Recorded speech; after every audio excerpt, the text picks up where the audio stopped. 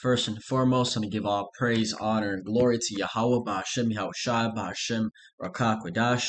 Yahweh is who this world ignorantly calls God. Yahushai is who this world ignorantly calls Jesus. Ba'ashem means in the name, Rakah means spirit, and Quadash means holy.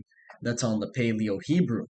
I also want to give double honors to the outer bishops and apostles of Great Millstone that taught me this truth. Today's video, I wanted to talk about how you have to learn, right, how to put the puzzle pieces of the Bible together, right? You have to learn how to extrapolate, okay? How to look at things spiritually and just be able to understand, right? Because hey, everybody has always said it that the Bible is a highly symbolic book, okay? It's a book that's not easy to understand, right? There's a lot of metaphors, there's a lot of parables, okay, that the modern man just won't get, right? And let's actually start with the scripture. This is 1 Corinthians chapter 2 and verse 14. It says, "But the natural man receiveth not the things of the Spirit of God, for they are foolishness unto him. Neither can he know them, because they are spiritually discerned." Right? And let's see what that word discern goes into. It says, perceive or recognize, distinguish, right? To be able to understand this book, you have to spiritually distinguish things, right? You have to spiritually pick out, okay, detect. Okay, and that's something that the natural man won't be able to do. Okay, because for example, okay, you might tell somebody in the world that Babylon is talking about America. Right? What is the first thing they're gonna tell you? Oh, does it say America in the Bible? No, of course it doesn't. Right? But when it's talking about Babylon, it's talking about the characteristics, how it's spiritually Sodom and Egypt. Okay, and it's just going down the list. Right? These are things that match up to America. Okay, these are prophecies that is talking about the end times. So through extrapolation, okay, through spiritually discerning and putting the puzzle pieces together, we come to the conclusion that this has to be Babylon the Great, right? But hey, the modern person, they can't do that. Okay, they can't do that, and ultimately it's because the Spirit of the Lord is not upon you, right? Let's actually get that word I have it here, extrapolate. It says extend the application of a method or conclusion, especially one based on statistics, to an unknown situation by assuming that existing trends will continue or similar methods will be applicable. Right? Estimate or conclude something. Okay, extend. Okay, let's actually see the etymology online of that word. Etymon online. Extrapolate.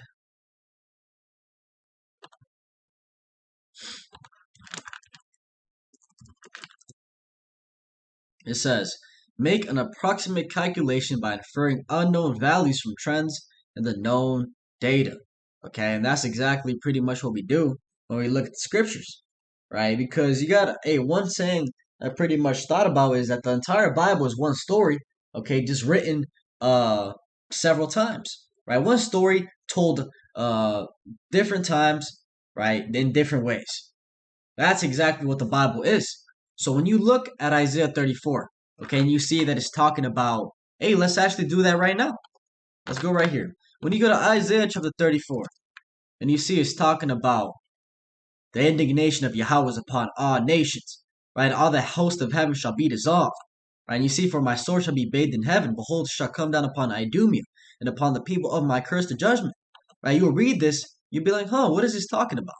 Okay, and then, right, you might go to Revelation, the 6th chapter. Okay, you might go to Revelation, the 6th chapter. Okay, and you'll get the link, right? So when you see it was talking about the hosts of heaven shall be dissolved and the heaven shall be rolled together as a scroll, right? Then you come over here, right? And what does it say? Verse 14, and the heaven departed as a scroll and is rolled together, right? So through extrapolation, right, through spiritual discerning, you can say that, oh, these are talking about the same event, right? Oh, this is all talking about the same event, okay? And that's ultimately what you have to do with the entire scriptures.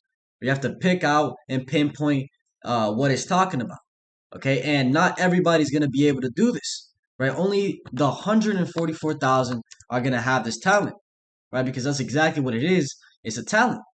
Let's read it. This is Revelation chapter 14 and verse 1. It says, and I looked, and lo, a lamb stood on the Mount Zion, and with him 144,000, having his father's name written in their foreheads. And I heard a voice from heaven as the voice of many waters, and as the voice of a great thunder. And I heard the voice of harpers harping with their harps.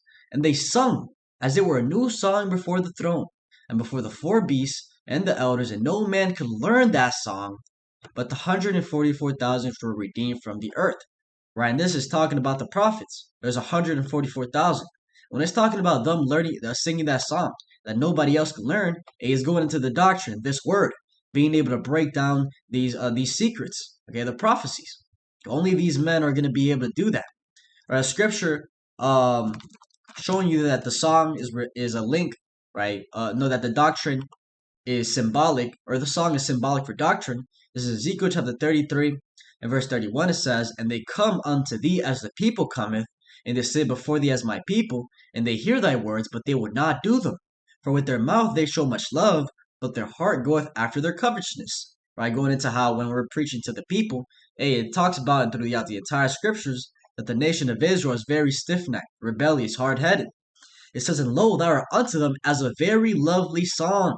Right, so the words we speak are referred to as a song. It says, "Of one that hath a pleasant voice, and can play well on an instrument. For they hear thy words, but they do them not. And when this cometh to pass, lo, it will come, then shall they know that a prophet hath been among them."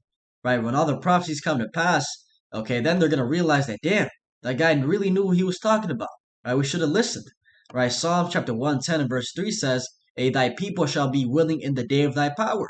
Okay, when they see martial law, they see the chip, then they're going to be seeking a vision from the prophet, okay, but it's going to vanish. We're not going to be out there making videos or going on the highways and byways. We're going to pretty much be taking care of our own.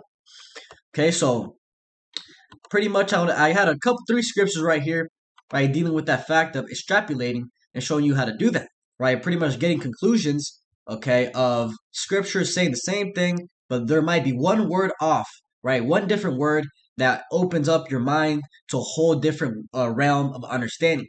Okay, let's get that. This is Jeremiah chapter 50.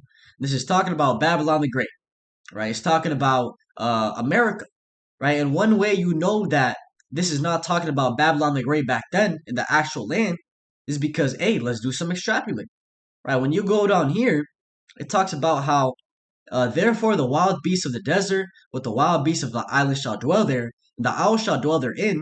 There shall be no more inhabited forever, neither shall it be dwelt in from generation to generation. As God overthrew Sodom and Gomorrah and the neighbor cities thereof, saith Yahweh, so shall no man abide there, neither shall any son of man dwell therein. And that's going into a after America, or after, let's say, Babylon for now. That's going into how after Babylon the Great gets destroyed by nuclear missiles, it's going to be a desert, and nobody's going to inhabit that land anymore. Okay, so let's take this as face value and say, okay, this is actually talking about the land of Babylon, right? If you were to go over to Iraq, there's cities, right? There's people inhabiting that place. Okay, so it can't possibly be talking about ancient Babylon. Also, if you were to go to Daniel the 5th chapter, right, it goes into the history, okay, of what happened to Babylon and how it fell. Let's read it. In Daniel chapter 5, and verse 30 says, "In that night was Belshazzar, the king of the Chaldeans, slain, and Darius the Median took the kingdom, being about 62 years old." Right, so the ancient Babylonian Empire fell overnight. Right, it pretty much fell by if you read up here, right, he pretty much yeah, as it says, got slain in the night, and Darius took over. Right, that's when the Medes started ruling.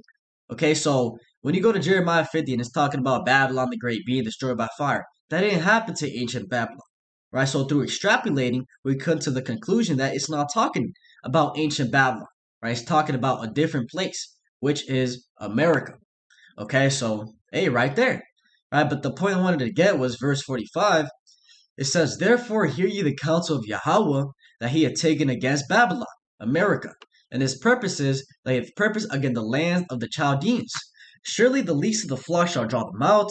Surely he shall make their habitation desolate with them. At the noise of the taking of Babylon, the earth is moved, and the cries heard among the nations." Right, now, remember the structure of these scriptures. Right, hear ye the counsel. Surely the least of the flock shall draw them out. Right, at the noise of the taking of Babylon, the earth is moved. Right, so it's talking about one event.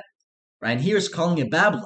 But if you were to go back to Jeremiah chapter 59, right, you'll find out that it says the same thing, right, but with a different name. Right? Right here, Jeremiah chapter 49 and verse 20 says, "Therefore hear ye the counsel of Yahweh." that he had taken against Edom, and his purposes that he hath purposed against the inhabitants of Teman. Surely the least of the flock shall draw them out. Surely he shall make their habitations desolate with them. The earth is moved at the noise of their fall, at the cry of the noise thereof was heard in the Red Sea. Right, so looking at these two scriptures, you'll find the similarity in the sentence structure. Right, one says Babylon, the other one says Edom. And through extrapolating, you can come to the conclusion that the Edomites rule Babylon the Great. Okay, the Edomites rule America. And who rules America? The so-called white man. So through extrapolating, you being spiritually discerned, right, the Edomites are so-called white people. Okay, that's a simple way to come to that conclusion. Okay, but the natural man, it can't receive the things of the spirit. Right? He won't even be able to understand that. But hey, a brother that's been looking at these scriptures a little bit, just a little bit, right? Me, what I just explained right now, hey, it should be clear, right? It should be crystal clear. And I haven't even hit all the other scriptures that you can make that point. Let's get another one. This is Psalms chapter 137, same thing, linking the Edomites to Babylon. It says, Psalms chapter 137 and verse 7, it says, Remember, O Yahweh, the children of Edom in the day of Jerusalem, who said, raise it, even to the foundation thereof. Right, so talking about the Edomites. It says, O daughter of Babylon, who are to be destroyed, happy shall he be that rewardeth thee as thou hast served us. Right, so when it's right here, it's talking about children of Edom, and it says, O daughter of Babylon, who are to be destroyed. Right, it's synonymous. Right, the Edomites, they rule Babylon the Great, America.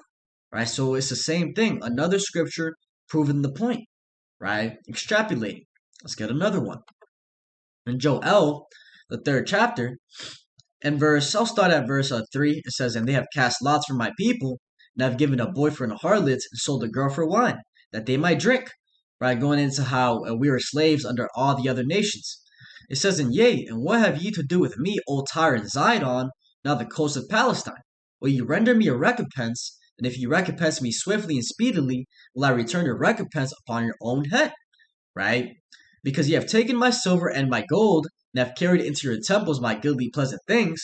The children also of Judah and the children of Jerusalem have ye sold unto the Grecians, that ye might remove them far from the border. Right? And what this is talking about right here is transatlantic slavery.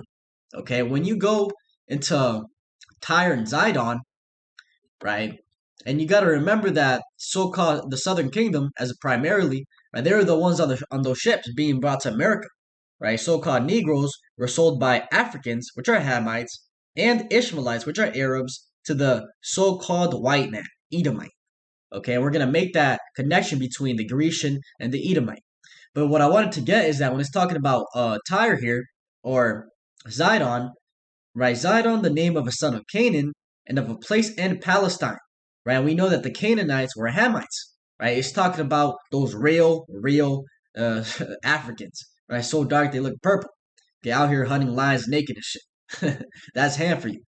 But those people sold the so-called Negroes. Right, that's what it's talking about right here. Transatlantic slavery.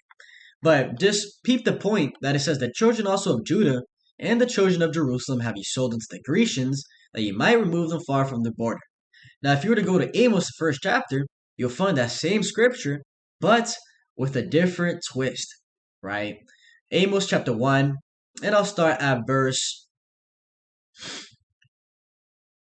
9. It says, Thus saith Yahweh, For 3 transgressions of Tyrus, and for 4, I will not turn away the punishment thereof, because they delivered up the whole captivity to Edom, and remembered not the brotherly covenant.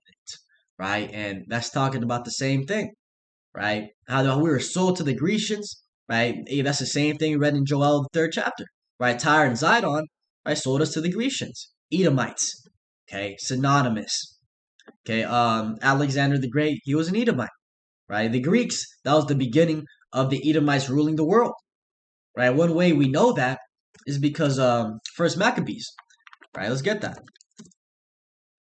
In First Maccabees chapter 7, or First Maccabees chapter 1 and verse 7, it says, So Alexander reigned 12 years, and then died, and his servants bare rule everyone in his own place.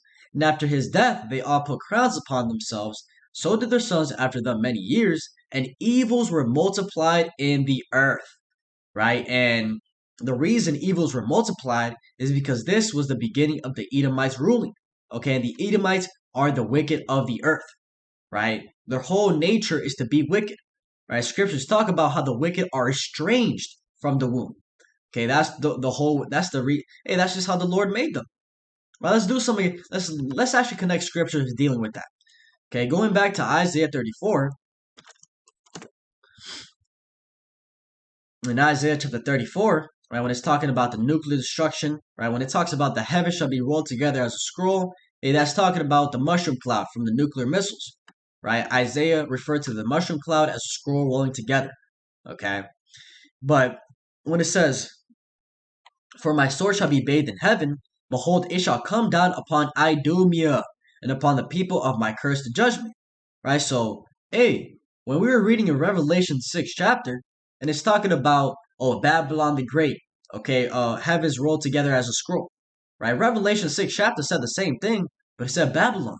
But here, it's talking about Idumea. Why is that? Because the Edomites rule Babylon the Great. And Idumea is the Greek way of saying Edom. And let's actually prove that, just in case. Edom, right? Let's go to the Strongs. Edom, red, Idumea, descendants of Esau. Point proven. Okay, so the destruction is coming upon Edom, right? And if you have these Christians that talk about how the Edomites are all done away with. False. When Yahushua comes back, he's coming back to bring judgment on the Edomites. Okay, but let's connect them to the wicked. And it says, and upon the people of my curse the judgment. Right, so the Idumeans are the people of his curse. Now, if we go to Proverbs chapter 3, verse 33, let's see who that curse is upon. It says, the curse of Yahweh is in the house of the wicked, but he blessed the habitation of the just. Right, so, right there, connecting the curse of the Lord is in the house of the wicked. Who is that curse upon? The Idumeans. Oh, you still don't believe me? Let's go to Malachi, the first chapter. This is Malachi chapter 1, and I'll start at verse 4. It says, whereas Edom saith, we are impoverished, but we will return and build the desolate places. Thus saith Yahweh of hosts, they shall build, but I will throw down, and they shall call them the border of wickedness, and the people against whom Yahweh hath indignation forever.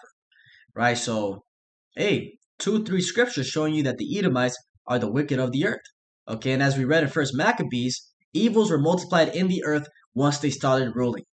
Okay, so if you had a spiritual mindset, if you were able to extrapolate as we've been talking about, this should all make sense. Right? Even if you're a basic brother, right, doesn't really know a lot. Where the way I'm putting these precepts, it should make sense. Okay, because it's one story told by different people, told different ways. So the Spirit was on me to just touch on that topic real quick, and just to do it in this way. But hopefully this is edifying. With that, and give all praise, honor, and glory to Yahweh, Ba'ashem, Yahushai, Ba'ashem, Rakakwadash. Double honors to the outer bishops and apostles of Great Millstone that taught me this truth. Shalom, Shalom.